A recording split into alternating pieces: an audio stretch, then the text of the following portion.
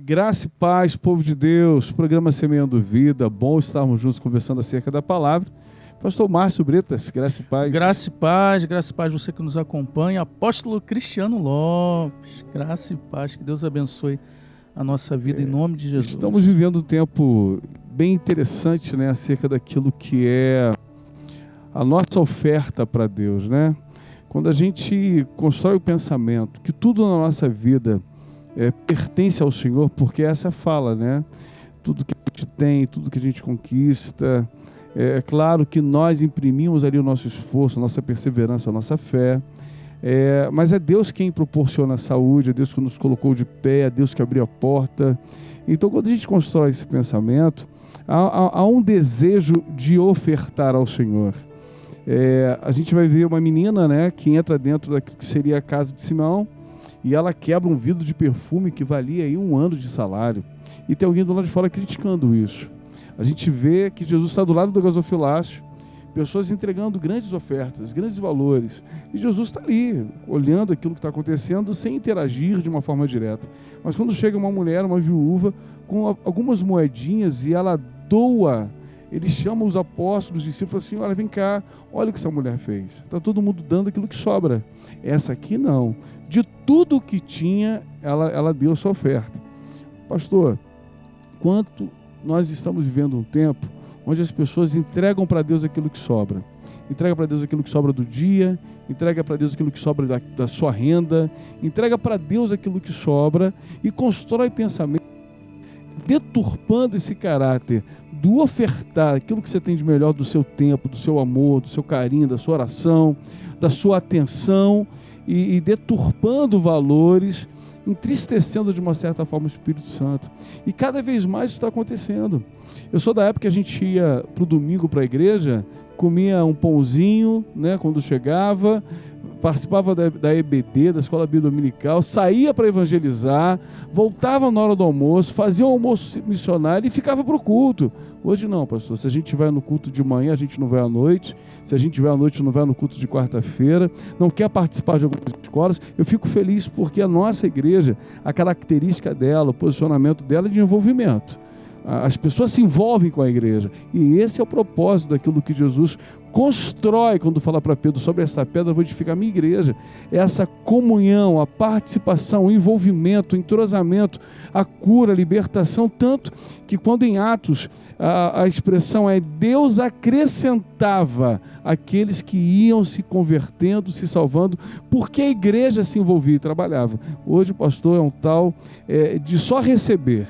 Ninguém oferta mais esse sentimento do amor, do cuidado, do evangelismo, do apacentamento. A gente quer like, a gente quer ser reconhecido, não fazer com que conheçam a Cristo. Isso é muito sério. Na realidade, existe a oferta, né, que é aquela semente, mas existe a barganha, né? Tem muita gente que acaba trazendo uma oferta para tentar alguma coisa em troca, né? E aí Jesus vai ensinando e mostrando ali aquilo que era a atitude daquela mulher, que não era ali a quantidade, mas era tudo que ela tinha, né? E aí a gente vê no Antigo Testamento o Naamã, quando foi até Eliseu, levando um monte de oferta, um monte de presente, e Eliseu rejeita aquilo, porque na realidade no coração de Naamã estava como uma troca, né? Eu estou trazendo porque eu quero ser curado, receber alguma coisa, né? Por isso que Eliseu rejeita. Então, hoje não é diferente, pastor. As pessoas têm barganhado, né, aquilo que é a sua oferta. E aí, não está tratando só de dinheiro que a gente está falando, mas num todo, né? Eu vou para o culto porque hoje eu estou na escala. Pô, é uma troca. Então, se você não está numa escala, você não vai ofertar o teu tempo, o teu culto para o Senhor. E isso vai embora em um monte de situação. Eu não vou hoje porque eu não tenho oportunidade para pregar. Que espécie de adoração é essa, né? Então, a gente precisa entender em que caminho nós estamos seguindo, né? Aí você vê Neemias ofertando a vida dele para ajudar um povo que estava em miséria, que era o seu povo. ele pega ali, ajuda das províncias, o próprio rei, das cartas, ele vai levando um monte de oferta, né, para ajudar quem estava necessitado, que era o seu povo. Neemias não viu nada em troca, não estava buscando, é o povo de Deus, é o povo do Senhor, e eu preciso ajudar. Estava fazendo para eles, estava fazendo para Deus. Então a gente precisa entender o seguinte: quando eu faço, como eu estou fazendo, né? Aí no sentido de oferta, quando eu oferto, por que eu estou ofertando? Né? Qual é a motivação de estar ofertando? É o meu tempo, né? a minha inteligência, o meu dinheiro, e sei lá, por que eu estou fazendo isso? Né? Se for só com medo de ir para o inferno, então não oferta. Né? A gente precisa entender isso. Se for para estar na igreja, para receber alguma coisa em troca, eu estou falando de cargo, estou falando de tantas situações. Se não for por doação, estou ofertando meu tempo, estou ofertando meu trabalho, estou me ofertando aqui porque é para o reino e não porque eu estou pensando em alguma troca, né? Mas isso tem acontecido muito, infelizmente, e essas pessoas acabam ficando pelo caminho, pastor. Tem um texto aqui em Atos, né, que fala bem isso, Atos 20. Em tudo tenho mostrado a vocês que é trabalhando assim que podemos ajudar os necessitados. Lembre das palavras do Senhor Jesus: é mais feliz quem dá do que quem recebe. No cenáculo, né, estávamos conversando outro dia, e a ideia que a gente tem de Deus é a nossa ideia de Deus. E aquilo que seria um pensamento, né, e a gente vai conversar isso no próximo programa, de apresentar a Jesus, a gente não apresenta Jesus como dono de tudo, o Senhor dos senhores.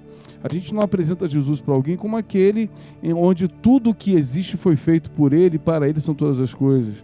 A gente não apresenta um Jesus que nasce em Lucas, né? Nasceu menino. Não. A gente vai apresentar Jesus em cima de uma carência, deficiência que alguém tem. É como se Cristo, como se o Evangelho viesse para preencher essa necessidade da carência. Essa construção de pensamento está muito longe da ideia de Deus de escrever um livro. Mas como nós não conseguimos conhecer, e a gente é atraído por isso, muitas pessoas que permanecem nisso, é aquele que não se firma, é aquele que se desvia por qualquer coisa. Por quê? Ele constrói um pensamento de Jesus e do Evangelho onde ele não pode se frustrar. Eu não posso ser frustrado nisso aqui. Então, Deus ele tem que fazer aquilo que ele tem que fazer, que é me abençoar. E se em algum momento a igreja ela não atende às minhas expectativas, se os pastores não atendem à minha expectativa, se o evangelho não atende à minha expectativa, eu estou frustrado, então eu vou mudar de igreja, vou mudar de pastor, ou vou mudar de religião. Mas por quê? Onde errou isso? O discipulado. Porque a gente não faz com que a pessoa entenda que mais é feliz aquele que dá do que o que recebe. O que a gente constrói você vai receber. Não precisa dar nada não, Deus vai acrescentar. Isso que está faltando Ele vai preencher, isso que está escasso Deus vai completar. E essa não é verdade do Evangelho. Cadê o Evangelho que Jesus está dizendo assim, quer ser meu seguidor? Então, negue-se a si mesmo, toma a sua cruz e me segue. Negar-se a nós mesmos? Não, a gente quer ser mimado, a gente quer que as coisas que a gente necessita sejam acrescentadas. E se não for dessa forma, aí é o cuidado que a gente precisa ter. Porque o capeta, ele fala língua estranha, ele abençoa, ele liberta, ele faz um monte de coisa. Satanás, ele tem essa situação. Pastor, quantos estão sendo enganados porque ainda não observaram que doar-se para Jesus é diferente das construções que a gente tem visto? E na realidade, apóstolo, até acostumar a chamar meu pastor de apóstolo, que continua sendo meu pastor. A gente vê ali em Êxodo o povo fazendo um bezerro de ouro, né? Aí, na realidade, a motivação do coração. Eles queriam um Deus que concordasse com o que ele já estava no coração deles. Aí Arão pede, traz ouro, traz a prata, traz tudo aí. Então, para a gente fazer um bezerro, a gente precisa entender o seguinte: se fosse algo para o Senhor, as pessoas teriam dificuldade, mas como era algo que eles iriam fazer para eles, né, eles não encontraram dificuldade. Hoje não tem sido diferente. Muita gente, pastor, quer que Deus compartilhe e incentive aquilo que já está no coração dela. É muitos gabinetes que a gente atende, às vezes a pessoa já vem com um desejo de separação e quer que a gente calce aquilo que está no coração dela, entendeu?